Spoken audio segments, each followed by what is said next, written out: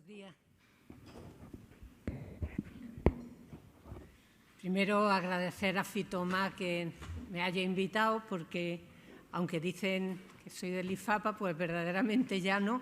Desde hace un mes y medio aproximadamente que me jubilé, aunque pretendo seguir al pie del cañón en el campo, pues como agricultora y en contacto con los técnicos en cuanto a todo lo que sea necesario. Voy a hablar de un aspecto bastante desconocido para mucha gente, como es los musgos y su relación con los herbicidas del olivar. Y me voy a referir en la ponencia a algunos aspectos que no están incluidos en la publicación. En la publicación creo yo que está recogido lo más interesante, pero quizá también hablar de algunos otros aspectos puede tener interés. En primer lugar, decir que desde el IFAPA, cuando hemos trabajado en manejo de suelo, y no solo yo, sino muchos compañeros más, que son responsables también de todo este trabajo, hemos apostado por la producción integrada y estableciendo 4 criterios muy claros cuando se dan soluciones a ese manejo, como son que cualquier solución que nosotros sugiriéramos tendría que ser viable desde el punto de vista económico y financiero para el agricultor. Y sin eso nada vale. Después, 2 aspectos de conservación. Una, de los recursos que consideramos no renovables, como son el suelo o los acuíferos, en cuanto a contaminación o pérdida por erosión. Y la conservación del agroecosistema, buscando un equilibrio y manteniendo una capacidad productiva.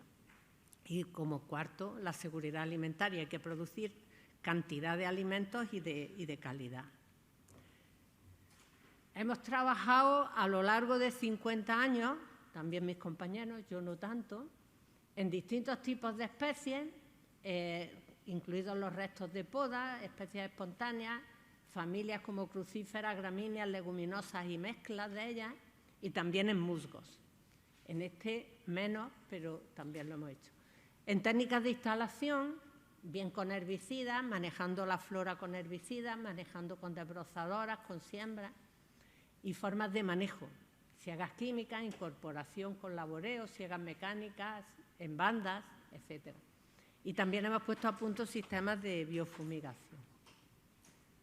Las cubiertas por las que hemos apostado siempre, entendemos que se van a establecer fundamentalmente en las calles de plantación, porque bajo la copa del olivo lo que hay es que facilitar la recolección y si hay cobertura de fanerógamas tiene que ser de poca altura y no romper raíces. Aquí es donde los musgos pueden jugar un papel complementario importante bajo la copa del olivo, donde la cubierta de fanerógamas no sería quizás lo más cómodo de manejar. Y en las calles de la plantación, ahí sí, limitar los procesos erosivos y conseguir un buen balance de agua y de nutrientes a base de establecer cubiertas vegetales.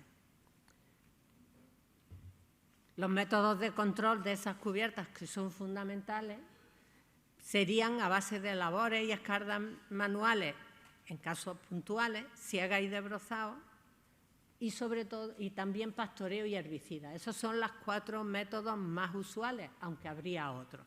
Uno de ellos, que yo creo que va a ser en el futuro de los más usados, sería el manejo de la competencia e interferencia entre especies vegetales. Es decir, yo siembro algo para que no me aparezca lo que no deseo, y eso que yo siembro tiene que ser fácil de manejar. O sea, utilizar esa competencia entre las especies para evitar la aparición de malas hierbas difíciles de controlar o que requieran muchos herbicidas. Y la elección del sistema pues va a depender del sistema en el que estemos, incluso de los condicionantes que nos ponga la política agraria. La pregunta es si los musgos, que son cobertura vegetal y que son vegetales y que son espontáneos, se consideran cubiertas vegetales en la nueva PAC. Y entendemos que deberían de considerarse porque son formadores de suelo, protegen el suelo de la erosión y permiten reducir el uso de herbicidas, con lo cual cumplen bastante bien con los objetivos de la nueva política agraria comunitaria. Entonces, musgos asociados con los restos vegetales que se soplan bajo el olivo hacia la calle, formando cordones, como vemos en la como vemos aquí en la foto, pues es un sistema que funciona perfectamente y que proliferan de forma espontánea a un costo relativo muy bajo en suelos que estén ligeramente compactados. Si algo requieren los musgos es que no se mueva la superficie del suelo. Y en suelos, por ejemplo, calizos, como pueden ser todas las subbéticas, van francamente bien. Y las producciones en los olivares, magníficas. Los musgos en el olivar forman coberturas espontáneas. En Andalucía conocemos que hay más de 40 especies, toleran herbicidas, si no todos, al menos algunos, son compatibles con el desbrozado y la siega, incompatibles con el laboreo y con cualquier alteración de la superficie del suelo, y evita que las aceitunas se claven en el suelo, con lo cual facilitan la recolección mediante el soplado, caso de que cayera la cosecha. Dificultan la instalación de malas hierbas y los agricultores los consideran útiles. Con todos aquellos que tienen instalada una buena cobertura de musgos, están encantados. Entonces, se conoce poco de cómo actúan los herbicidas sobre esos musgos porque hemos visto que con tratamientos habituales en unos sitios proliferan, pero en otros no. Nuestro objetivo hace ya años, porque este trabajo se realizó hace años, pero se está publicando recientemente, ha sido conocer la tolerancia de los musgos a los herbicidas que se usan en el olivar. Utilizamos para los ensayos musgos de 3 localidades con suelos diferentes de la provincia de Córdoba, en Cabra, Santa Cruz y Alameda del Obispo, donde se recolectaron unas muestras de 10 por 10 con un molde metálico y esos se colocaron sobre las macetas encima y se llevaron a unas bandejas. Y de estas bandejas, para hacer el ensayo, se cogieron 5 macetas de cada una de las localidades y esa maceta fue la que se trató con herbicida. Antes de tratar, se mantuvieron un tiempo en un umbráculo con microaspersores para que se consolidaran y para evitar los riesgos del trasplante, y después, al cabo de un par de semanas, se hizo la pulverización con herbicida en un dispositivo que tenemos en el IFAPA que hace un tratamiento de precisión. Se utilizaron 19 materias activas y en el caso de glifosato a 2 dosis, todas ellas con herbicidas que estaban autorizados bien en España o bien en otros países para olivar. Y los que están en blanco son los que actualmente quedan autorizados en España. Las dosis las podéis ver en la publicación, pero eran las dosis máximas autorizadas. Nos encontramos que entre las especies dominantes en las distintas localidades eran 5, Didymodon binealis y luridus, Aloina rígida, Brionca expeditium y Pseudocrossidium orsunianum. Unos nombres un poquito complicados. Y la fitotoxicidad pues, se evaluó en una escala de 0 a 100, donde 0 era sin fitotoxicidad y 100 musgo muerto. Lo primero que vimos fue que los daños que se produjeron en cabra a los 21 días y a los 41 días fueron mucho mayores y significativamente más altos que los que se produjeron en Alameda. Y en Santa Cruz, al principio no se observaron daños y después sí. Quiero resaltar que como era evaluación de una comunidad de musgos, aunque había especies dominantes, es francamente difícil evaluar porque unas especies se veían afectadas y otras no tanto. Y los resultados ya herbicida por herbicida, porque encontramos una fuerte interacción entre localidad y tratamiento, pues los tenemos aquí en esta gráfica que aparece en la publicación en detalle. Entonces, comentar que como las especies dominantes eran distintas, la respuesta también fue distinta. Y, por ejemplo, flumiosacina, que es un herbicida que actualmente está autorizado, prácticamente eliminó todos los musgos de las 3 localidades. En cambio, pues, glifosato a la mitad de dosis prácticamente no hizo daño y herbicidas ya que están en desuso, como simacina o glufosinato, pues tampoco produjeron daño. Si observamos que algunos herbicidas, por ejemplo, en unas localidades primero se observó una fitotoxicidad muy alta y luego rápidamente esos musgos se recuperaron y en cambio en la mayoría pasó un poco lo contrario.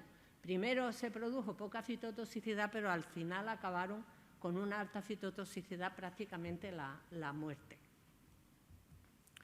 Aquí tenemos algunos ejemplos, por ejemplo, flumiosacina, que era muy evidente porque fue casi instantáneo, todo murió, y en cambio pues glifosato pues se vio todo verde. Esto comparado con unos testigos, porque así a primera vista puede parecer como que no es tan claro que no haya daño o si haya daño, pero cuando poníamos la bandeja de los testigos, que nos la íbamos llevando de un lado para otro, pues se veía bastante bien. Otros, pues por ejemplo, al principio no se veía mucho daño, pero luego después sí, como en Plaza Sulfuró. En otros casos solamente era en alguna localidad y a posteriori, a las 6 semanas. Y ahí tenemos pues otros ejemplos. Por ejemplo, MCPA, glifosato, sí observamos que algunos herbicidas de los que se utilizan normalmente pues casi no producen daño. También estudiamos, que esto no aparece en la publicación, aspectos como las familias, los grupos de modos de acción y los factores como la solubilidad, la vida media, el coeficiente de absorción de las distintas materias activas. Y como resultado, pues vimos que 6 herbicidas resultaron inocuos o con poca fitotoxicidad, 3 de ellos fueron letales, otros tuvieron comportamientos dependiendo de las especies de musgo y no se observó ninguna relación entre que el herbicida fuera de pre- o postemergencia o con el modo de acción, ni tampoco se observó relación con los parámetros físico-químicos. Es decir, que los musgos responden de la misma manera que las plantas a los herbicidas, unos son susceptibles y otros toleran, y depende de los herbicidas, pero igual que ocurre con las plantas vasculares, pero no está asociado a los grupos y a los modos de acción como las plantas vasculares. Entonces, esto es una repetición un poco de la conclusión general de todo lo que hemos ido viendo. Y ahora la reflexión que aparece en la publicación es qué papel tendrían los musgos dentro de esa producción integrada. Nosotros vemos muy claro que bajo la copa de los olivos sería una solución muy buena y complementaria de las plantas fanerógamas, pero habría que tener en cuenta esta relación con los herbicidas bajo la copa del olivo. Y, por supuesto, los musgos necesitan luz para hacer la fotosíntesis. Todo lo que sea cubrir la capa de musgos es evitar que hagan fotosíntesis. Las hojas deben ser sopladas, nunca barridas de debajo si queremos que estén funcionando como cobertura. Y en zonas donde la cobertura de fanerógamas es muy difícil de mantener porque no se pueden implantar o porque no se pueden manejar, los musgos son una buena solución. Hablo de terrenos en pendiente o terrenos con grandes irregularidades en el suelo. Estoy viendo aquí a Carlos Cabezas, responsable en gran medida de que estos trabajos se hubieran llevado a cabo porque insistió mucho en que lo abordáramos. Y en otros trabajos ha colaborado la Pio Olivar y otros compañeros de otras provincias. Nada más. Gracias por la atención. Y aquí tenemos una foto magnífica de las aceitunas sobre una alfombra de musgo. Muchas gracias. Preciosa foto. Luego te vemos en la mesa redonda. Luego te esperamos para la mesa redonda después. Antes tenemos todavía un par de ponencias. La siguiente de Rubén Guerra, responsable técnico de herbicidas de Corteva AgriScience en Iberia. Nos va a hablar de Pizarro, la solución revolucionaria para las malas hierbas del olivar. Hola, buenos días. Primero presentarme, soy Rubén Guerra de la empresa Corteva AgriScience y bueno, tengo responsabilidad técnica de herbicidas en olivar para España y Portugal. Hoy estamos un poco de enhorabuena porque decían antes en la mesa redonda anterior pues que faltan materias activas, que a las empresas les cuesta sacar cada vez más cosas. Pues bueno, hoy es el día en que en este foro del Fitoma presentamos Pixaro, que es un herbicida basado en una nueva materia activa en olivar. Eso es importante desde el punto de vista que lo conozcáis. Y bueno, el eslogan dice: tu campo sin malas hierbas es una realidad. Veis que salen fotos distintas de olivar y de cítricos, porque también tendrá registro en cítricos. Y mi misión de hoy es contaros qué es Pixaro y bueno, qué aporta esta nueva materia activa y este nuevo producto al control de las malas hierbas de olivar. De un vistazo, Pixaro, digamos que es para los técnicos y los agricultores que quieren tener varias cosas. Primero, el mejor control de posemergencia en el control de hoja ancha, incluyendo hierbas difíciles en cantidad y en calidad. Es un producto que por sí solo, digamos, hace muchas especies y ahora vamos a entrar en detalle. En segundo lugar, para aquellos agricultores y técnicos del olivar que quieran incorporar, lo que decía, una nueva materia activa, en este caso es Arilex, para asegurar, hombre, no es el futuro de su explotación, pero sí el futuro y el manejo de las resistencias en el cultivo del olivar en cuanto a las malas hierbas. Y tercero y muy importante, estamos hablando de un herbicida, estamos hablando de un fitosanitario, pero sí que con un menor impacto ambiental si es posible, porque bueno, está... Y de estas tres cosas son las que vamos a hablar ahora mismo.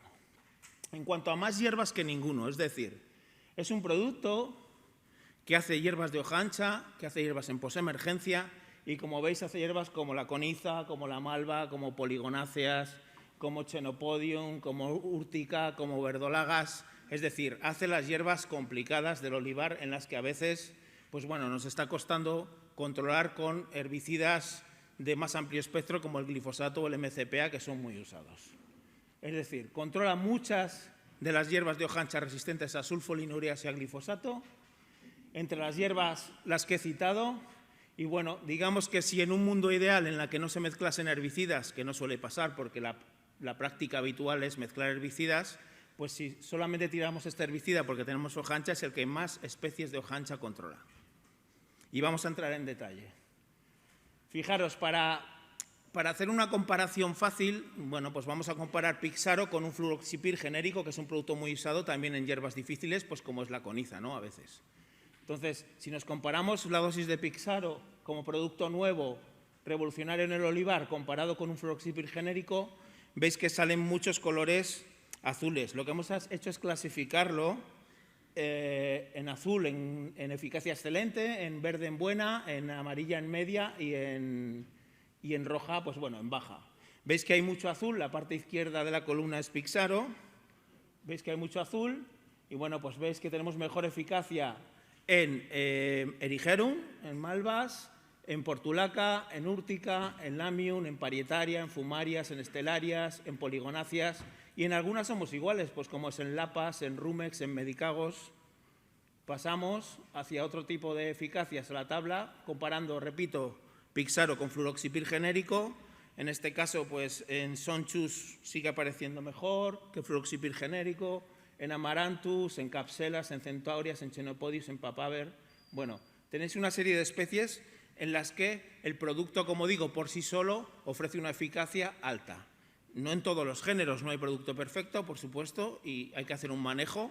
En el caso de que hay otros géneros en los que, bueno, ya no tenemos tanta eficacia, pero afortunadamente en el sector y en el mercado de los herbicidas sabéis que hay mezclas para hacer. Entonces, en este caso sí que quizás en algunas crucíferas o en Euphorbia postrata o en algunas de las compuestas, los cardos, los crisantemos, las matricarias, las eficacias no son tan importantes. Más. Pero al final, si repites, el mensaje de más hierbas que ninguno es porque realmente cuando haces un compendio y comparas un herbicida con otro es el que más hierbas controla, tanto en calidad como en calidad. Cuando digo en calidad es en eficacias más altas. Entonces, si hacemos una comparativa de fluroxipir genérico con Pixaro en el general, Pixaro controla 21 hierbas, sumando las categorías, digamos, excelente y buena, sin embargo, solo el fluroxipir, 13 hierbas. Es decir, 21 respecto a 13 es una mejora importante a la referencia que hay hoy en día en el olivar, que es usar fluroxipir cuando tienes hierbas complicadas, como son la coniza, como son la malva, como son las verdolagas. Entonces, realmente te ofrece, digamos, una eficacia mejor en estas hierbas de hoja ancha. Además, Pixaro, gracias a Arilex, que es la materia activa nueva que registramos, y parece que es banal, pero es que Arilex realmente, ¿cuántos años hace que no sale una materia activa nueva en olivo en el control de posemergencia de hoja ancha? Pues hace unos cuantos. Es verdad que hace no mucho salió el piraflufen, pero quizás No sé, realmente no ha habido gran investigación. Lo vemos hoy en el foro, ¿no?, en el que estamos, que la parte de herbicidas es muy pequeña comparado con lo que habláis de fungicidas y lo que habláis de insecticidas durante estos 2 días. Pero que realmente es muy importante saber que Arylex, como materia activa nueva, que es lo que tiene Pixaro, bueno, le da esa fuerza en 18 hierbas más que a Fluroxipir. O sea, como estáis intuyendo, digamos que Pixaro es una mezcla de Arylex con Fluroxipir, que lo vamos a ver un poco más adelante. Es verdad que muchas veces la tendencia es hacer mezclas con glifosato. Entonces, realmente, mientras podamos y haya mezclas con glifosato, también tenemos una comparativa de Pixaro con glifosato comparado con Fluroxipir más glifosato. En este caso hay muchos colores azules en la columna de Pixaro, lo estáis viendo, en todas las especies, pero si vamos a un resumen más fácil, que es más intuitivo, podemos decir varias cosas. Podemos decir que Pixaro más glifosato controla bien, digamos, 28 de las 34 hierbas de hoja ancha más frecuentes, que son las que están listadas en estas tablas que estamos viendo todo el rato. Fijaros que son 28.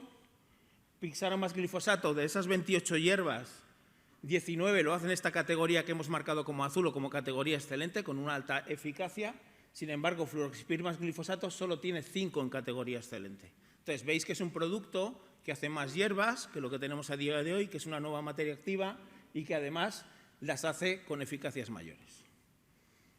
Eso es por la parte de espectro de acción, de especies. Bueno, el tiempo es limitado, podríamos hablar mucho más de todas las especies concretas, pero es para que os llevéis una idea claramente de que Pixaro hace más hierbas que ninguno. La innovación, Arylex, es la nueva materia activa. Corteva, como empresa de investigación que somos, tiene productos basados en Arylex. Pixaro es el primer Arylex que sale en el mercado de olivo de herbicidas. Y por eso para mí hoy es un día en este foro de fiesta, porque sacar una nueva materia activa es muy importante. Por lo menos lo es para Corteva. Entonces, Arylex, vamos a hablar, es patentada por Corteva, es nueva y tiene un modo de acción diferenciado a lo que hoy en día se está usando en el olivar, que eso es realmente lo importante, que es un modo de acción diferenciado. Fijaros que pertenece al grupo de los auxínicos, del grupo 4 del HRAC, y estamos en discusión precisamente con este comité de resistencias de herbicidas a nivel internacional para que nos lo incluyan como una familia nueva que se llamará arilpicolinatos. Estamos en ello, estamos discutiendo por una cuestión, porque realmente es un producto diferenciado dentro del grupo de los auxínicos o de las auxinas sintéticas.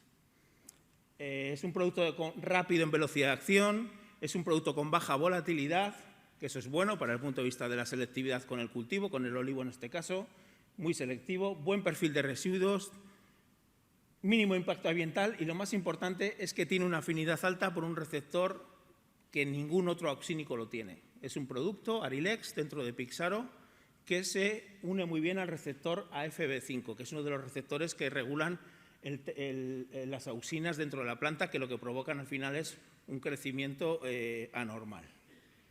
Entonces, las especies de hoja ancha resistentes en el sur de Europa a día de hoy, que parece que estamos hablando de resistencias y que no tenemos problemas, sí que tenemos problemas. A día de hoy en cultivos leñosos como es olivo, cítricos como la viña, a nivel europeo ya están descritas oficialmente estas resistencias. Por supuesto, a las 3 especies más comunes de coniza, de Erigeron, que es un poco el dolor de cabeza muchas veces en estas zonas. Amaranthus, hay resistencias descritas, en Solanum, en tomatito, en matricarias, en capselas y en Epilobium. Epilobium también sale en el olivo de vez en cuando. Realmente es un mundo de resistencias que tenemos encima y que, bueno, unas son resistentes a sulfurineras, otras a glifosato y otras a auxínicos clásicos, porque os digo que Arylex es auxínico, pero diferenciado. Entonces, dentro de Pixaro, como tal, como producto, veis que va a tener 2 productos dentro del grupo 4 de los auxínicos. Ninguno de los 2 es una ALS, no es una sulfonilurea, no es un modo de acción nada parecido al glifosato. Y veis que Arylex va a tener afinidad alta por este receptor AFB5 y Fluroxipir, que es el otro componente, tiene afinidad alta por un receptor de las auxinas TIR1. Eso es importante. Es muy importante porque al final te va a permitir hacer ese manejo de resistencias del que todos hablamos y que ahora con la salida de Pixaro tienes una herramienta más para llevarlo a cabo. Es decir, Pixaro vas a tener que usar, digamos, un producto en base a ariles y fluroxipir atacando a la planta o de alguna manera controlando la mala hierba o consiguiendo eficacias en 2 puntos. Es decir, sí que es un modo auxínico los dos, pero los dos actúan en 2 puntos, en el AFB5 y en el TIR1. Eso a nivel de manejo de resistencias es muy importante. Entonces, incorporar Pixaro y, por tanto, la tecnología de Arilex a la estrategia de herbicidas de los técnicos, de los agricultores que tenéis olivo, bueno, te va a aportar que usas 2 modos de acción distintos a las sulfonilureas y al glifosato y a los auxínicos clásicos, que vas a controlar la hierba de una manera a que no está acostumbrada a día de hoy, y eso nos va a dar un poco más de tranquilidad en el control de las malas hierbas del olivar, porque va a minimizar y retrasar la aparición de resistencias. En definitiva, mejorar el control de la hoja ancha en el olivar, pues ya es una realidad, ¿no? O sea, queremos decir y queremos trasladar desde Corteva que nuestra contribución es intentar que las hierbas no sean tan rebeldes y sacar herramientas nuevas todo lo que podamos. Y además, como impacto ambiental mínimo, es importante decir que Pixaro está formulado, es una EC, es una emulsión concentrada, pero no es una emulsión concentrada al uso, es una emulsión concentrada, es una neo-EC. Son formulaciones patentadas en este caso por nosotros, por Corteva, que lo que hace es, de alguna manera, quitar solventes o adyuvantes derivados del petróleo y usar, en vez de ellos, pues solventes de origen vegetal. Bueno, eso tiene unos beneficios. No deja de ser un herbicida, por supuesto que lo es, y es un fitosanitario, pero dentro de lo que podemos hacerlo lo más limpio posible. Fijaros que la formulación NeoEC, lo que digo, no tiene solventes del petróleo, son de origen vegetal, tiene mucha mejor clasificación toxicológica pues, que el fluroxipir genérico con el que nos hemos venido comparando durante toda la presentación, con menor número de pictogramas y frases de riesgo. Además, las 2 materias de Pixaro no son persistentes y se degradan rápidamente, evitando contaminaciones medioambientales, y además no son volátiles, evitando daños al cultivo en selectividad. Entonces, bueno, de esta manera, con un Pixaro, con una formulación NeoEC basada en solventes vegetales, conseguimos varias cosas.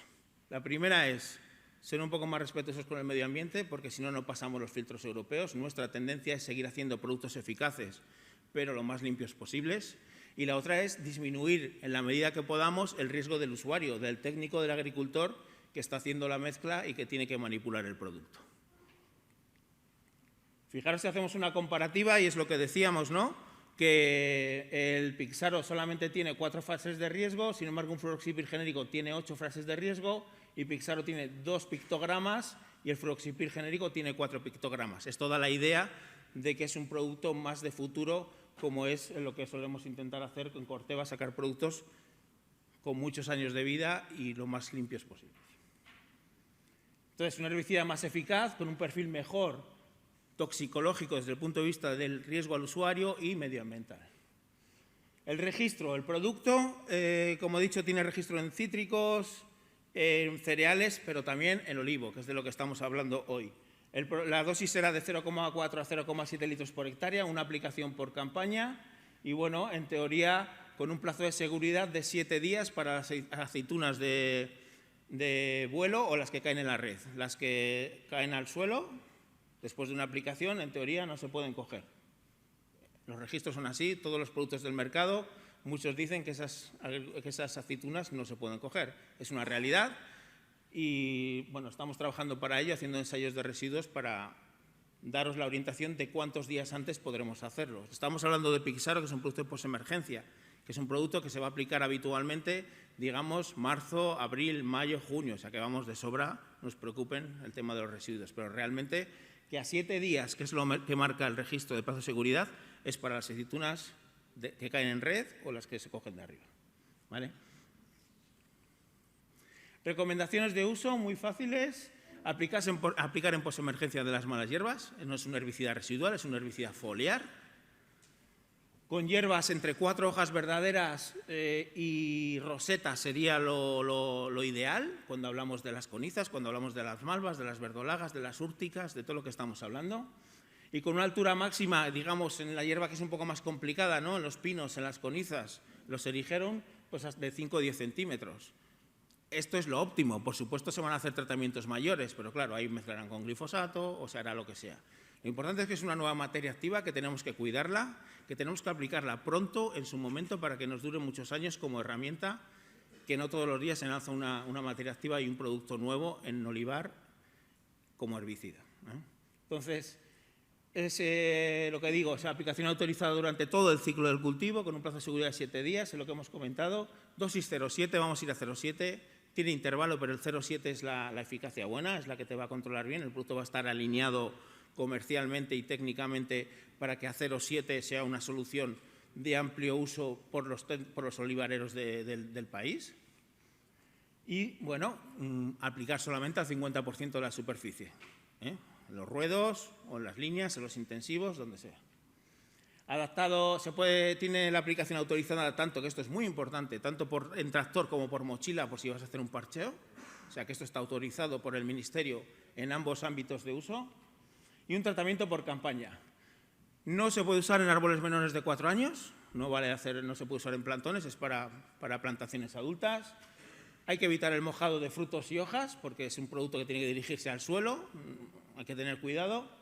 Y bueno, y los meses de verano con temperaturas altas en las horas centrales del día, el sentido común nos dice que no tengamos que aplicar ningún herbicida, pues este tampoco, porque realmente las volatilidades pueden ser problemáticas. Y no aplicar en cultivos en condiciones de estrés, que esto es una recomendación para todos los productos y para todos los herbicidas, no solo de Pixaro, con el tema de heladas, con el tema de sequías, si ha habido un encharcamiento, si viene de unas carencias, si viene de un ataque grande de repilo, de lo que sea, pues hay que esperar a que el árbol se recupere por si acaso. Y se puede usar en cubiertas vegetales. De musgos, como decía el anterior ponente, no lo tenemos testado. La verdad que habrá que hacerlo, ¿eh? Habrá que hacerlo porque sí es una tendencia, pero sí en cubiertas vegetales de gramíneas el producto es totalmente selectivo. Podemos poner una cubierta vegetal y controlar la hoja ancha dentro de esa cubierta y seguir manteniendo zonas verdes dentro del cultivo. Entonces, es selectivo de gramíneas, es un producto para controlar hierbas de hoja ancha. Fijaros que tiene registro en cereales también, nos da esa sensación de la selectividad que tiene en cultivos de hoja estrecha, como puede ser una gramínea. Una serie de fotos y termino, simplemente orientativas. Llevamos esta campaña, ya empieza a venderse el producto. Llevamos, como siempre, las empresas de investigación entre 10 y 12 años para desarrollar un producto de este tipo con un coste aproximado entre 250 y 300 millones de dólares. Es decir, cuesta mucho dinero sacar un producto nuevo a la calle, por eso hoy es un día de fiesta. Y realmente llevamos como 3, 4 o 5 años ya haciendo trabajos a nivel local, en toda Andalucía, en toda Castilla-La Mancha, en zonas de olivo, en el norte de España donde hay olivo, en todos los sitios donde hay olivo tenemos trabajos. Y, como os he dicho, tiene registro en cítricos y olivo, saldrá alguna foto de cítricos y olivo, pero bueno, las hierbas son en el 80% compartidas, para que veáis el tema de las eficacias. Fijaros aquí en esta parte, como a la izquierda tenéis unas conizas sin testigo a los 50 días del tratamiento y a la derecha lo que es la línea de gotero totalmente controlada a los 50 días. En este caso, una mezcla de Pixaro con glifosato. También tenéis la parte testigo claramente, que es la donde aparece la hierba, y hacia la parte de atrás pues tenemos todo el control. En este caso había sonchus, había coniza y alguna diplotaxis. En Ecvalium veis un control de Ecvalium con una planta grande, que Ecvalium es una planta que sale cada vez más en el olivo. En primavera, a los 19 días del tratamiento, el efecto que hace Pixaro, que era muy, muy grande. En este caso es un cítrico en lepe, pero veis la parte de Pixaro tratada, comparado con el testigo, en este caso, como veis, también en conizas en Erigerum. En este caso es en Écija, esto es de esta primavera del 21, a 40 días del tratamiento. Es la misma foto en ambas direcciones para que veáis, en un lado Pixaro y en el otro lado testigo. Una colea del río, en este caso una mezcla de Pixaro a la izquierda, comparado con el testigo, había bastante Convolvulus arvensis, también había Erigerum, y veis las eficacias con el testigo, ya veis el Convolvulus arvensis totalmente en flor, y tanto Pixaro como Pixaro con glifosato con un control bastante bueno a los 30 días del tratamiento. En detalle unas conizas, fijaros que estas ya estaban grandes, como el día de la aplicación de Pixaro 07 como estaban. A los 11 días pues ya empiezan a agachar, ¿no?, por la eficacia, y a los 30 días totalmente controladas. Es el mismo gotero, digamos, en secuencia, viendo el control de Erigeron. Un poco también la idea de la rapidez de este tipo de productos. Hemos dicho que es un producto auxínico, con una forma de actuar bastante rápida. Fijaros que a los 11 días ya se veían los síntomas y eso es importante. En este caso es una malva, una aplicación rescate con una malva muy grande, no es lo idóneo, hay que entrar antes, hay que entrar con la hierba pequeña, pero fijaros, en malva y en ortiga tenemos una ventana un poco más grande de aplicación. A los 4 días ya ves la malva agachada y fijaros que a los 11 días ya ves que el tratamiento va a ser un éxito porque se está necrosando y deformando totalmente. Otras en picris y en coniza, en este caso, de la mitad de la foto hacia arriba veis que no estaba tratado y esta parte de abajo está tratada con Pixaro. Y otras fotos también de aquí, de estos, casi todas son de Jaén. Día de la aplicación, cómo estaba, un mes después de la aplicación, cómo ha llegado a controlar todas estas hierbas. El día de la aplicación, cómo estaban las hierbas, en este caso hay úrticas, hay sonchus, hay lactucas. Cómo está a los 30 días de la aplicación, fijaros esta úrtica, lo grande que está, ¿no? También a la derecha, y cómo es controlada totalmente a los 30 días de la aplicación. Y una serie de fotos más, las que, bueno, vais viendo, perdón, me voy para atrás. Fijaros aquí el Ecvalium que hablamos otra serie de hierbas, crucíferas, etcétera. Cómo quedan a los 30 días de la aplicación, este Ecvalium. Bueno, el producto es, digamos, tiene una eficacia importante en hierbas de hoja ancha, lo estáis viendo, solamente es para no estar todo el rato hablando y que vieras una serie de fotos que también son ilustrativas. 30 días después de la aplicación, cómo ha quedado este ruedo de este olivo totalmente controlado y lo que hubiera pasado en el testigo sin hacer nada, cómo todos estos Ecvaliums y todas estas hierbas pues colonizan todo el ruedo si no has tirado Pixaro en su momento. Como resumen de beneficios, y acabo, esta es mi última diapositiva. Digamos que es un producto de hoja ancha, de posemergencia, que es el que más hierbas hace, bien sea solo o bien sea cuando le mezclas glifosato o cualquier otro producto de los que estáis habituados a usar en olivo en herbicidas. Además, contiene Arilex, que es la innovación, es lo importante de hoy, es lo que hemos venido a presentar, una nueva materia activa en el mercado de herbicidas de olivo, que te va a permitir hacer una estrategia de antirresistencias con sentido común y tener más armas en la baraja para alternar materias activas y conseguir resultados no solo hoy, sino en el futuro también. Y además con un producto cada vez más limpio y con un impacto ambiental mínimo dentro de lo que es un herbicida. Por mi parte nada más, muchas gracias y si luego hubiera alguna pregunta, pues...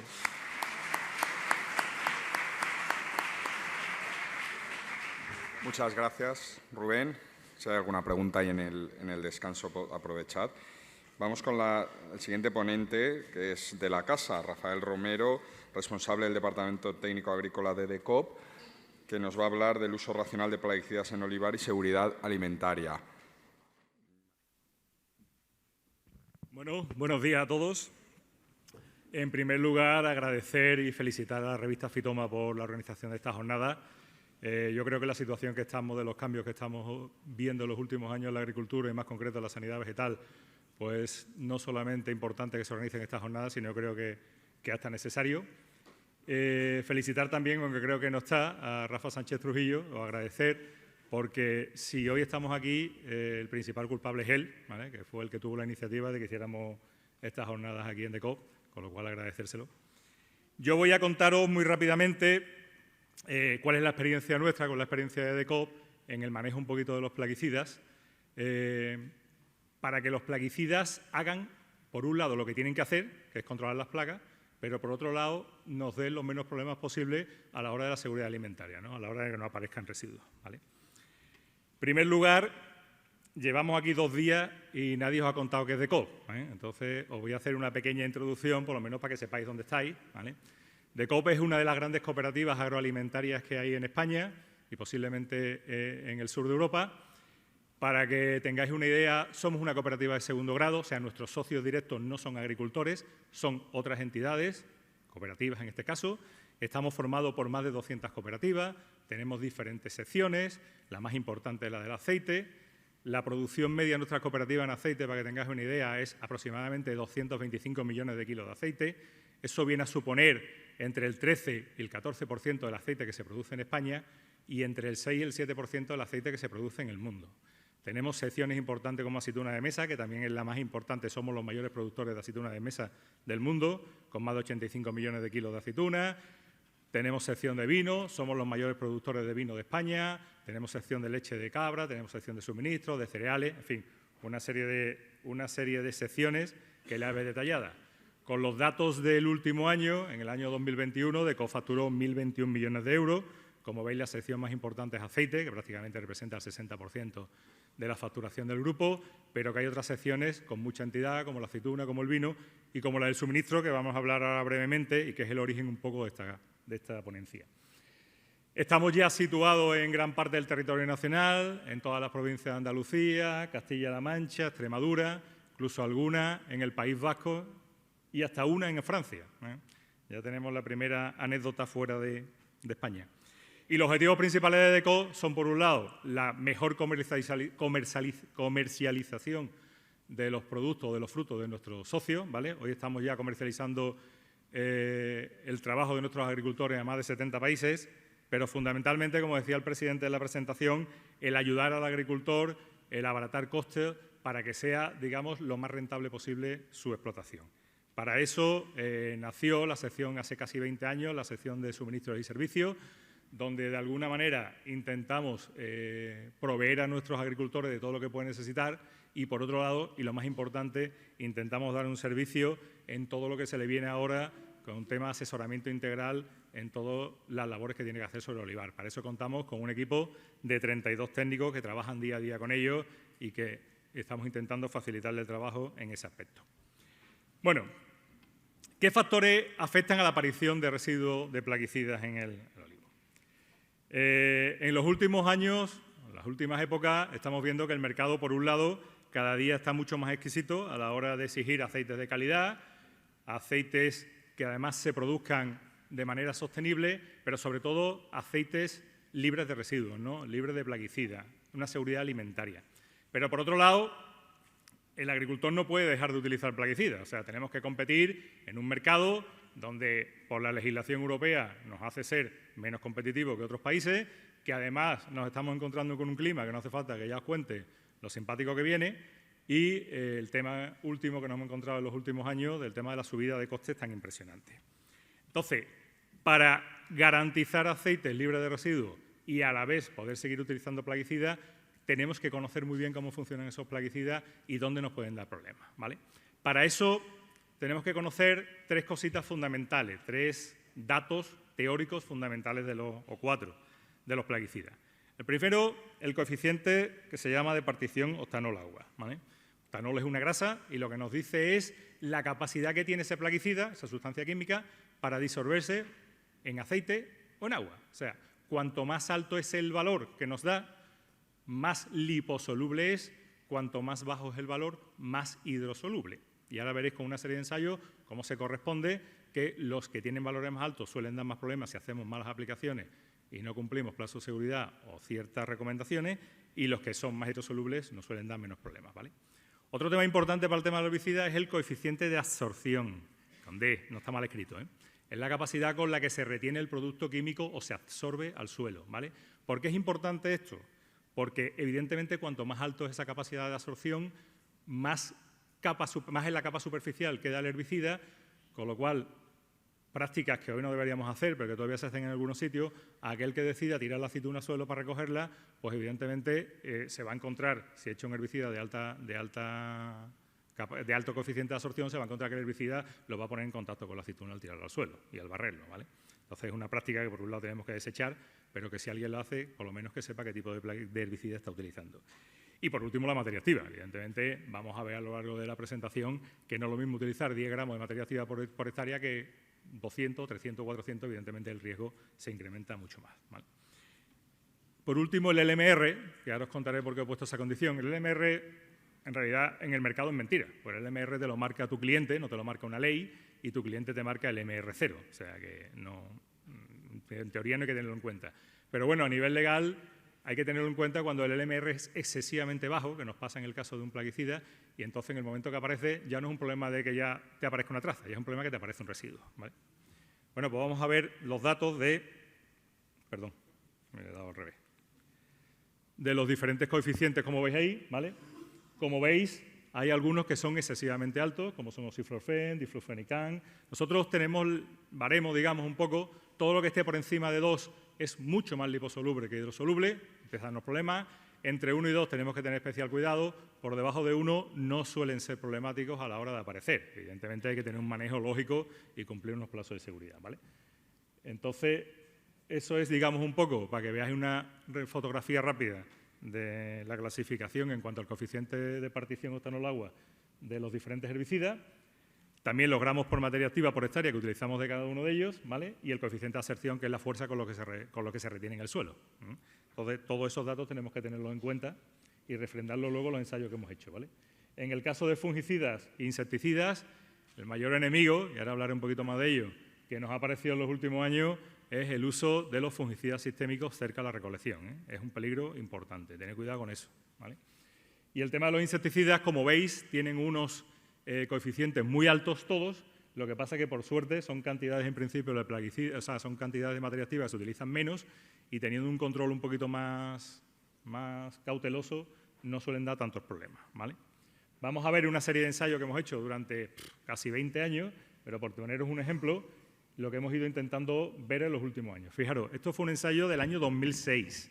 En el 2006 nuestra guerra, y aparecían residuos, cuando ya empezaba los oxiflorfen a tomar notoriedad en el mercado, ya empezaba a ser uno de los herbicidas, se había prohibido la simacina, y empezaba a ser uno de los herbicidas que más se aplicaba.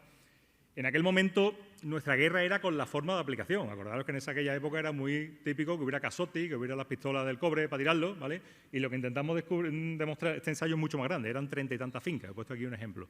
Lo que intentamos demostrar con ese ensayo es que una mala aplicación con altas presiones nos complicaba mucho la vida. Y efectivamente, como veis ahí, están diferentes tipos de olivar, veis la forma de aplicación de alta presión, pues bien un casotti o bien es una pistola con la que se utiliza el cobre a 20 atmósferas, y veis cómo salen niveles bastante altos de oxiflorfen en todas las muestras. Pero nos dimos cuenta que incluso donde se utilizaba con barras, y bien utilizada a bajas presiones, también aparecía oxiflorfen. Evidentemente, el oxiflorfen al final va a tocar la aceituna, bien por el aire, bien por las bajeras, bien porque siempre hay un poquito de presión y de deriva, ¿no?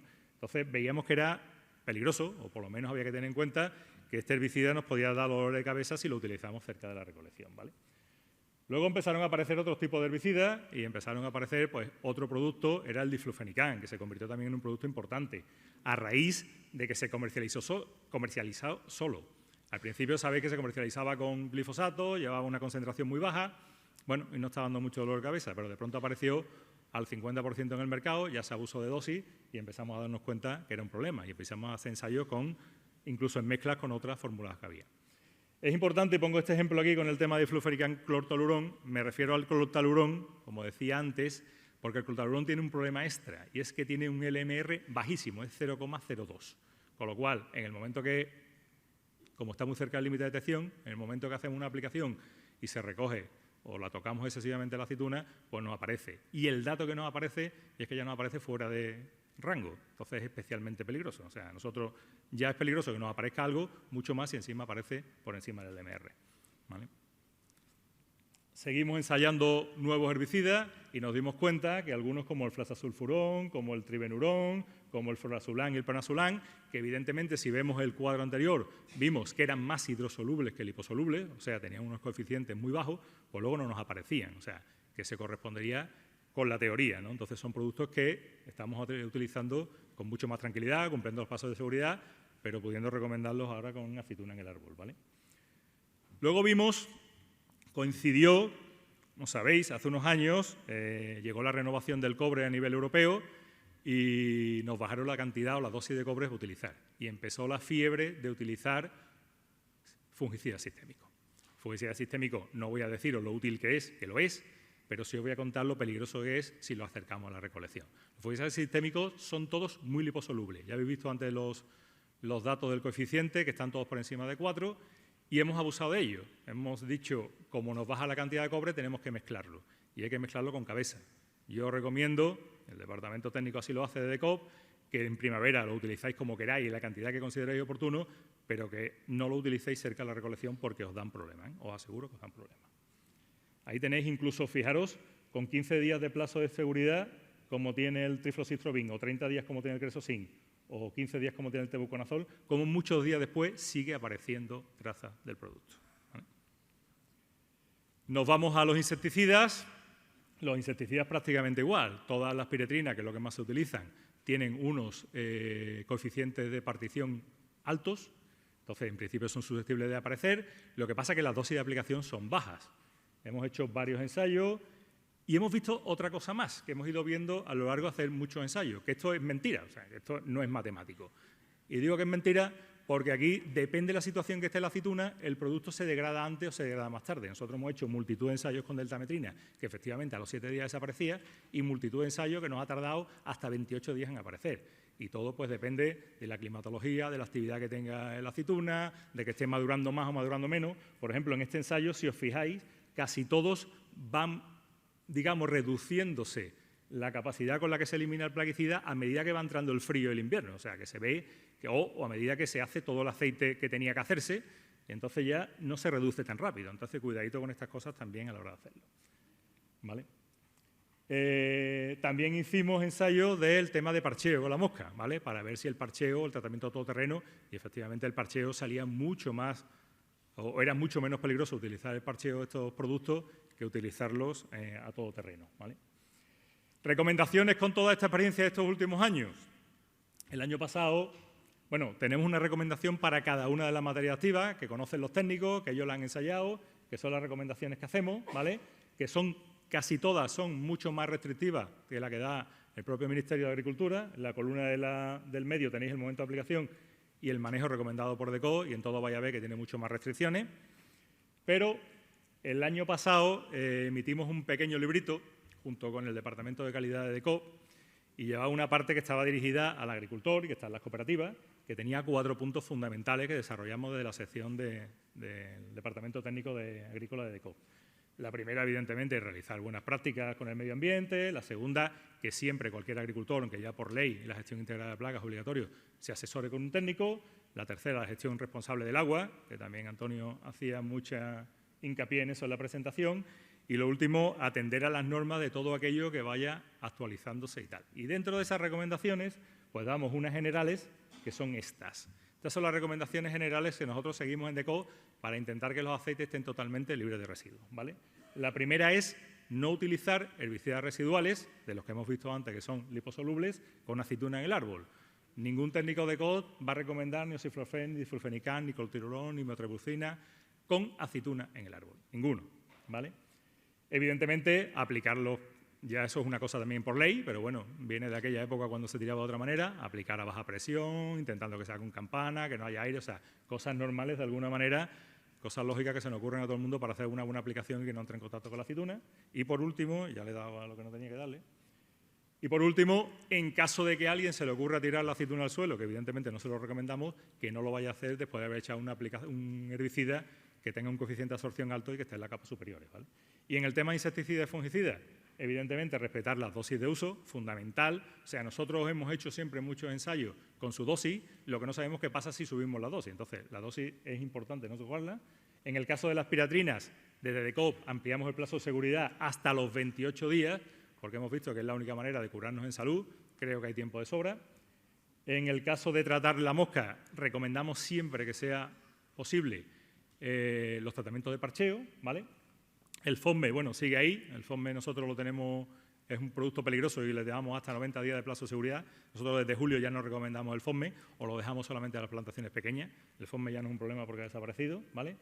Y, sobre todo, no utilizar fungicidas sistémicos con aceituna en el árbol, bajo ningún concepto. Nosotros no vamos a utilizar nunca fungicidas sistémicos con aceituna en el árbol. Os aseguro que es un problema importante para la calidad y para la seguridad alimentaria, ¿vale? Por último, ya como referencia, tiene que ver menos con los plaguicidas. Tampoco utilizamos aceites parafínicos. Sabéis que un problema que en los últimos años se ha puesto de moda, que le han puesto de moda las grandes superficies y que son muy, de alguna manera, muy exigentes en esto, es el tema de los famosos MO y MOA. ¿Qué son los MO y los MOA? Pues son hidrocarburos de origen mineral, bien aromáticos o no, ¿vale? Son que aparecen en el aceite y que el mismo, o sea, no hay una legislación al respecto, pero sin embargo las cadenas de supermercados sí nos han puesto un máximo que aceptan, ¿no? Hemos descubierto en los últimos años, porque esto nadie sabía nada cuando salió hace unos cuantos años y empezó una cadena de supermercados a exigirlo, Hemos descubierto en los últimos años que la mayoría de contaminaciones viene por la maquinaria agrícola, o sea, cuando se rompe un latiguillo encima de la aceituna o... Sabemos que ahí viene. Sin embargo, hemos visto en unos ensayos que el aceite parafínico también te sube un poquito el tema de los MOA, porque al fin y al cabo son aceites minerales, ¿vale? Entonces, por eso tampoco lo recomendamos. Así que, muchas gracias por la atención y yo aquí he terminado. No te vayas, Rafael. Comenzamos la mesa redonda dedicada a Flora Espontánea, que será moderada por Carlos Cabezas, presidente de la Asociación Técnica de Producción Integrada de Olivar, que estuvo ayer con nosotros con una ponencia, y también con María Milagros Saavedra. Yo, en primer lugar, quiero, sobre todo, en el tema de seguridad alimentaria, porque además hemos visto que la mesa de debate ha sido muy cortita, en lo que es las ponencias que se han hecho, realmente al tema del herbicida, creo que es un tema muy interesante, como ha explicado el compañero Rafael. La primera pregunta que quería hacerle, sobre todo a Milagro, es que creo que es muy importante para el tema de la cobertura de musgo. Es verdad que hay muchos agricultores que lo tienen implantado ya, y en este periodo anterior, donde ha habido controles por parte de la Administración, no han reconocido las cubiertas vegetales de musgo como una cobertura vegetal. Entonces, dentro de los ensayos que se han hecho, no sabemos de qué forma podemos incorporar este tipo de cubiertas como oficialmente reconocidas como cubiertas vegetales, porque una de las cosas que se nos va a exigir en los nuevos ecoregímenes, aparte de la erosión, que se sabe que es una metodología que las cubiertas, lógicamente, protegen el suelo, pero el objetivo de los ecoregímenes es sobre todo la fijación de CO2, es decir, que las cubiertas sean sumidero de carbono. ¿Se sabe algo sobre el tema de los musgos respecto a ser sumidero de carbono? Yo en particular no lo sé, pero por conocimiento general de cómo funcionan los musgos, está reconocido en toda la bibliografía científica, y nos lo enseñaban en el bachiller, que son formadores de suelo. Luego, si son formadores de suelo es porque están aportando materia orgánica. ¿En qué cantidad? Pues no lo sabemos, pero muchas cubiertas de fanerógamas muy ralas prácticamente no aportan materia orgánica, porque la mineralización que se produce viene a equivaler a la misma que se está aportando. En alguna ocasión he tenido conversaciones con técnicos de la Consejería y del Ministerio, y se resisten, unos más que otros, a considerar que los musgos son cubierta vegetal, porque dicen que es que no han demostrado que son buenos contra la erosión. Digo, bueno, veniros al campo, los vemos y veis si controlan o no controlan la erosión, porque yo lo que he visto en el campo, en muchas situaciones, es que la erosión está perfectamente controlada. En general, con ayuda de las barreras de restos vegetales, pero esas barreras de restos vegetales no tienen por qué tener la anchura que nos requieren ahora los ecoregímenes. Pueden ser mucho menores, porque el resto es un complemento muy, muy grande. Y luego, que se usan muy pocos herbicidas en el mantenimiento de estos musgos, herbicidas en general de bajo impacto, y facilitan muchísimo el control. Entonces, la verdad es que no lo entiendo. O sea, por un lado se investiga y se ofrecen alternativas, pero por otro lado, sin motivo ni razón, pues no se consideran esas alternativas como válidas. Y esto es inexplicable. Muy bien. En el caso también de las cubiertas de musgo, ¿se ha observado, por ejemplo, que se aumentan las condiciones de humedad en la explotación y eso puede generar otros problemas de enfermedades, por ejemplo, tipo repilo? Yo no tengo datos.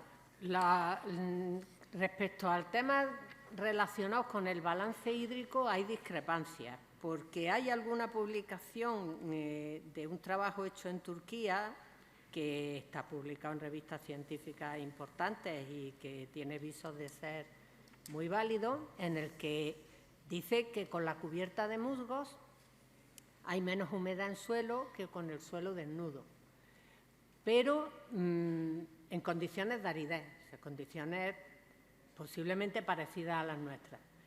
Pero claro, es que todo eso puede depender mucho del ritmo de lluvias y de cómo se produzcan esas lluvias, no solamente de la cantidad total de lluvia, porque a nivel maceta lo que sí se ve es que protegen, pero no tenemos datos de si protegen más cuando están verdes o cuando están secos. Cuando están secos está claro que es un mulching, que evita evaporación. Pero cuando están húmedos no está tan claro, porque al estar húmedos, la evaporación directa desde el suelo parece ser algo mayor que con el suelo absolutamente desnudo. Entonces, esto habría que estudiarlo. Esto da para una tesis doctoral, si alguien tiene interés, pero tenemos pocos datos. Hay pocos datos. Lo que sí se ve es que los olivares que tienen musgos bien mantenidos están mejor que los que no los tienen. Eso sí es una evidencia. Si eso está relacionado con otros factores como pueden ser nutrientes, desbloqueo de microelementos, etcétera, eso no lo saben. Yo no lo sé. No hay mucha información de los musgos en el ámbito agrícola. Casi que la mayoría de los datos que encuentra es que interfieren en los viveros, en las macetas, con las plantas que están reproduciendo, porque compiten. Evidentemente compiten con las plantas. Muy bien. Vamos al tema de seguridad alimentaria para Rafael. ¿Qué opina usted del uso de los cobres como abono CE, tales que no tienen plazo de seguridad y que se utilizan en este grupo cooperativo poco antes de la regulación? Es un tema muy conflictivo. Es un tema muy conflictivo. Vamos a ver. Es cierto, en los últimos años la evolución que ha tenido el tema de los plaguicidas yo creo que ha sido excesivamente estricta. Hemos pasado de utilizar cobre a una concentración, no sé, que a lo mejor estábamos utilizando más de lo que deberíamos, pero es que nos permiten utilizar una cantidad de cobre y en cada aplicación, lo que es peor, en cada aplicación muy bajo, porque lo que no entiendo es que, bueno, si tenemos que limitar a 4 kilos el cobre metal por hectárea, lo que no entiendo es por qué obligan de alguna manera a máximo en cada aplicación 1 o medio o tal, ¿no? Entonces, es un producto que está ahí, que en caso de que el agricultor lo utilice o se pueda utilizar o que sea posible utilizarlo, lo único que hay que garantizarse es que esos cobres que se utilicen tengan la calidad suficiente para que no nos den problemas. Pero evidentemente no es lo recomendable utilizarlo. O sea, lo recomendable es lo que conocemos perfectamente, saber qué productos están utilizados, en qué manera y de qué forma. Entonces, la recomendación general debe ser no utilizarlos, ¿vale? Pero que es una cosa que está ahí en el mercado y que mientras que nadie lo regule, pues es complicado atajar eso. Una alternativa puede ser procurar hacerlo después de la recolección. Sí, también, evidentemente también. Pero lo que sí nos hemos dado cuenta, porque al fin y al cabo el cobre no deja de ser un metal pesado y hay que tener cuidado, pero sí nos hemos dado cuenta, pero también es un nutricional, entonces nos hemos dado cuenta que las alternativas al cobre son casi más peligrosas, ¿no? Entonces también hay que tener cuidado con esto, ¿eh? Como le quitemos también al agricultor ese arma, a lo mejor le complicamos la vida o nos podemos complicar la vida mucho más, ¿eh? Bueno. Otra pregunta para Rafael. Se habla referente a los fungicidas sistémicos, especialmente el caso de la estribulocina, que nos comenta que hay una autorizada en una única aplicación en otoño. Y se comenta si tendría que pedirse al Ministerio que se elimine esta excepción. No, vamos a ver. Nosotros no le pedimos al Ministerio que elimine nada. Nosotros hacemos unas recomendaciones generales de cómo manejar una serie de aplicaciones para que no nos den problemas. ¿Me explico o no? O sea, evidentemente esos productos están más que probados y se ha demostrado que, entiendo, que no se cumplen los LMR cuando se aplican en esas condiciones y con esos plazos de seguridad. Lo que pasa es que nosotros hemos visto dentro que el manejo al final, una cosa es la teoría, otra cosa es el manejo que hace el agricultor, la forma que la aplica y demás. Entonces, nos hemos dado cuenta, después de muchos años de experiencia, de muchos años de conocer los plaguicidas, de ver cómo los aplica el agricultor, qué productos debemos echar, en qué momento no, y tenemos nuestras propias recomendaciones. Yo ya he contado que esto es una experiencia de DECOOP y que son unas recomendaciones para DECOOP, pero en ningún momento queremos legislar sobre esto ni podemos prohibir a nadie que haga absolutamente nada sobre esto, ¿vale? Entonces, eso que quede muy claro, ¿vale? Lo que pasa es que sí, desde dentro del departamento y los técnicos de DECOOP pues van a tener estas premisas en cuenta a la hora de hacer cualquier recomendación. Seguimos contigo, Rafael, en tema de seguridad alimentaria. ¿Existe una tendencia de los clientes en pedir o exigir más aceite residuo cero ecológico? El mercado ecológico tiene una importancia fundamental y en DECOOP estamos intentando fomentarlo de una manera muy importante. Estamos haciendo reuniones, charlas. Creemos claramente que es una alternativa al olivar tradicional, al olivar que no se puede mecanizar, al olivar de alta pendiente.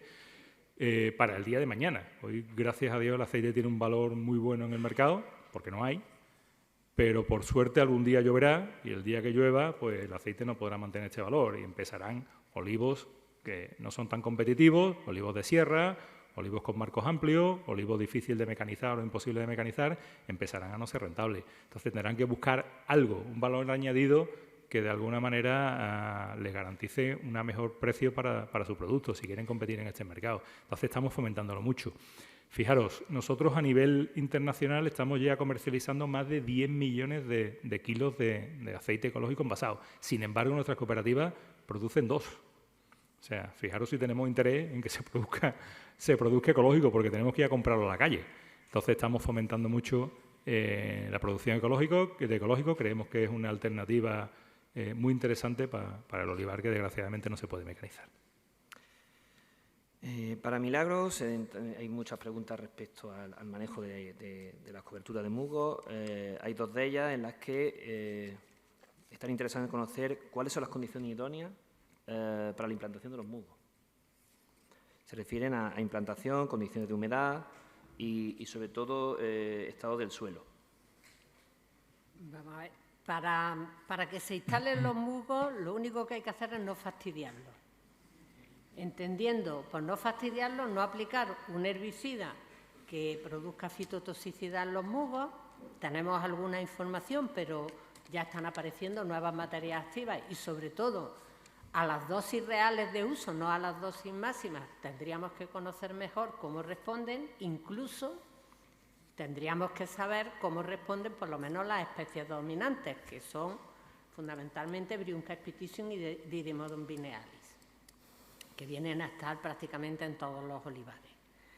Eso es lo primero, no fastidiarlo. No fastidiarlo es no labrar y no remover el suelo con barredoras. Si se hace con sopladoras, hacerlo con suavidad para que se quede implantado el musgo.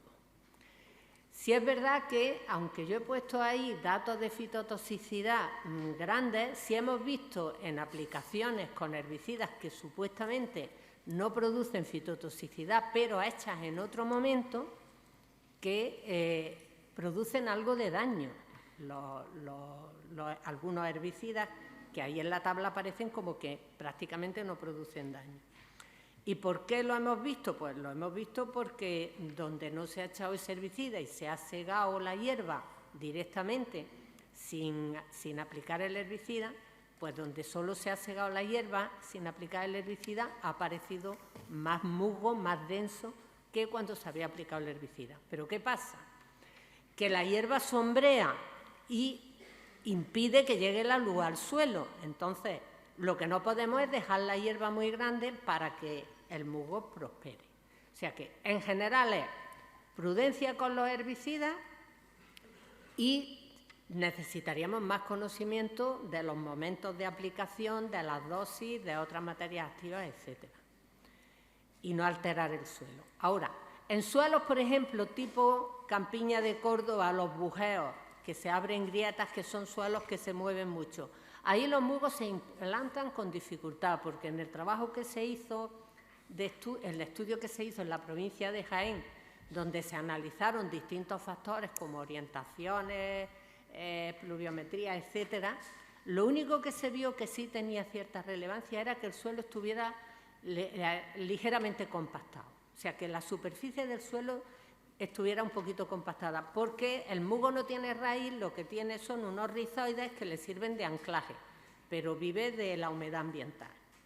Ahora, la humedad afecta porque el musgo vive de la humedad ambiental y de los nutrientes que obtiene de la atmósfera, no del suelo. Por eso el factor suelo no suele influir salvo por la compactación. Pero tiene, digamos, con la salvedad de que si está más tiempo húmedo y está en una situación más umbría, tiene más tiempo para formar biomasa y para estar activo, para estar verde. Es decir, que estudiando las orientaciones, por ejemplo, de la copa del olivo, la zona noroeste es la más favorable para que se instalen más rápidamente los musgos. Pero los musgos existen en el desierto Los musgos no se secan, simplemente se deshidratan y cuando vuelve a haber humedad ambiental vuelven a activarse. Son poiquilohídricos y no son cubierta permanente, ya son plantas permanentes. Entonces, en la medida en que se favorezca el sombreamiento para que haya un mayor ambiente húmedo en el entorno, el musgo va a prosperar más rápidamente. No quiere decir que a pleno sol no vaya a prosperar, es que va a tardar más tiempo porque en el momento que le falta humedad ambiental va a detener el crecimiento y va a tardar más tiempo en formar una costra como la vemos cuando sacamos para los belenes, intentamos sacar para los belenes. Entonces, no fastidiarlo, porque el clima no lo podemos manejar, el sombreamiento no lo vamos a alterar, tenemos lo que tenemos, las orientaciones son las que son y fundamentalmente no labrar el suelo y no tratarlos con herbicidas que sean muy fitotóxicos ni a dosis y evitar las dosis altas. Por lo demás, se instalan solos y están en el campo, se reproducen por esporas y aparecen prácticamente en 2 años, si el suelo está en buenas condiciones, aparece la capa de musgo. Sobre todo si hay en el entorno, si tenemos olivares al lado que los tengan. Vale. Un poquito larga la contestación. Bueno, eran varias preguntas, podemos comenzar. También preguntan sobre si está preparado el agricultor, esto quizá puede ser para la mesa, aunque se refiere también en aspectos de cubiertas vegetales, y tiene herramientas suficientes para controlar la flora albense y manejar las cubiertas vegetales dentro de los condicionantes que van a suceder con los ecoregímenes de la nueva PAC. Que empiece Milagro, ¿no?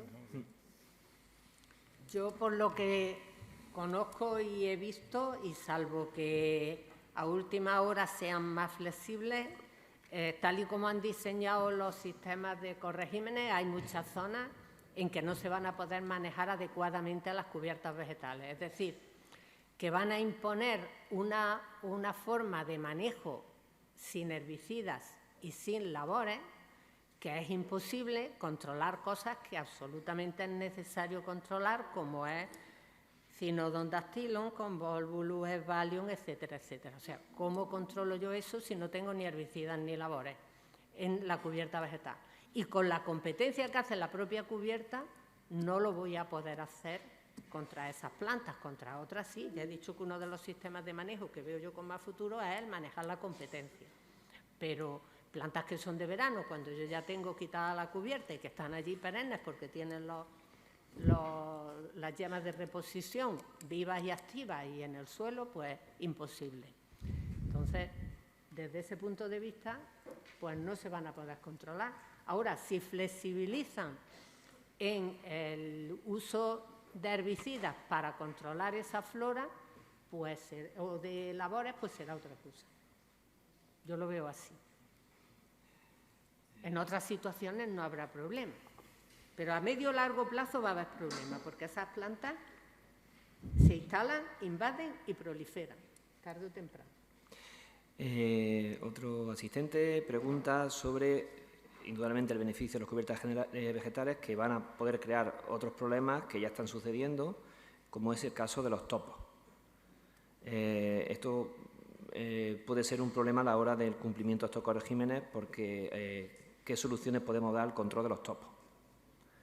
Yo no soy plaguera, en el mejor sentido de la palabra, no eso que lo contestan ellos, pero las cubiertas con los topos son un arma de doble filo. Yo vi en una ocasión, y creo que también Antonio Trapero fue testigo, de una finca en la que se labraba en profundidad y los árboles se secaban, y al final eran topos que estaban actuando prácticamente a 40 centímetros de profundidad, estaban anillando los árboles y se estaba labrando. Y en los que había cubierta, pues había el mismo problema, también lo había. El problema de la cubierta es que no ven la plaga, más que no la controla. O sea, ¿cómo se controla? Que lo digan los que saben más, pero la dificultad es que no la ves. Pero que haya más o menos daño, porque haya cubierta, no, yo particularmente no lo tengo tan claro. Porque cuando el árbol no tiene, o sea, cuando el topillo no tiene nada que comer, se come el árbol. Si tiene algo que comer, a lo mejor se come otras cosas también.